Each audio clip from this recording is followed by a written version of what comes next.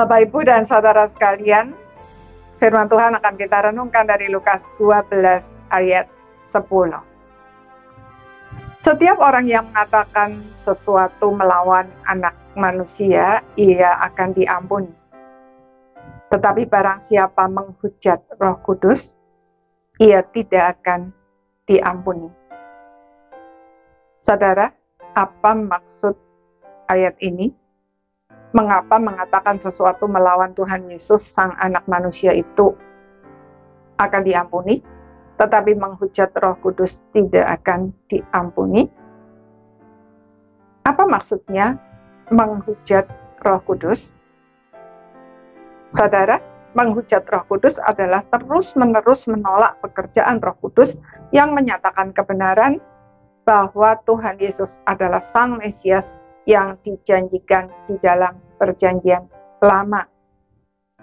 Terus-menerus artinya menghujat Roh Kudus bukan penolakan satu kali yang kita lakukan, melainkan berulang-ulang menolak untuk percaya dan menerima Kristus.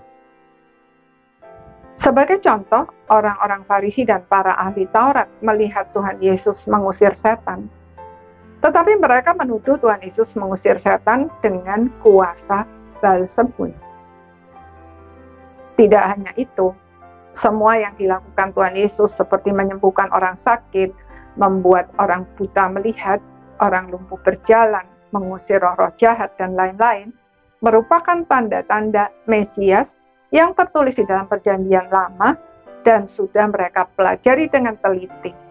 Tetapi mereka justru terus-menerus berupaya dengan segala cara sampai bisa membawanya ke pengadilan dan menyalibkannya. Jika sampai waktu hidup mereka di dunia ini berakhir dan mereka masih menolak Tuhan Yesus, maka mereka tidak mungkin diampuni. Kenapa tidak mungkin diampuni? Karena Tuhan Yesus adalah satu-satunya jalan keselamatan. Dan pekerjaan Roh Kudus adalah menyatakan kebenaran mengenai hal tersebut di dalam hati setiap orang.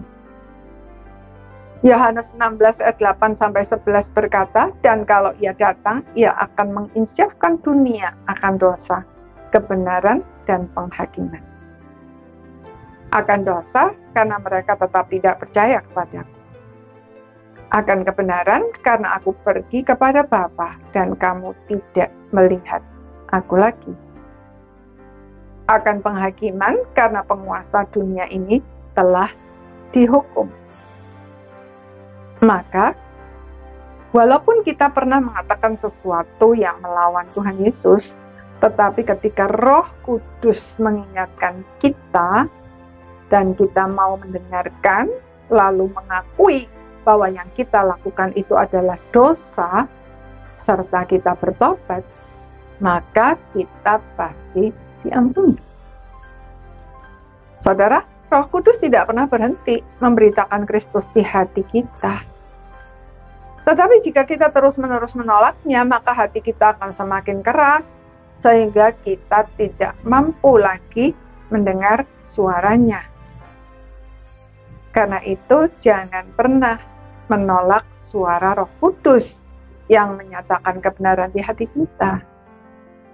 Akui saja segala dosa yang dia singkapkan dan bawa semuanya ke kaki salib Tuhan Yesus untuk mendapat pengampunan.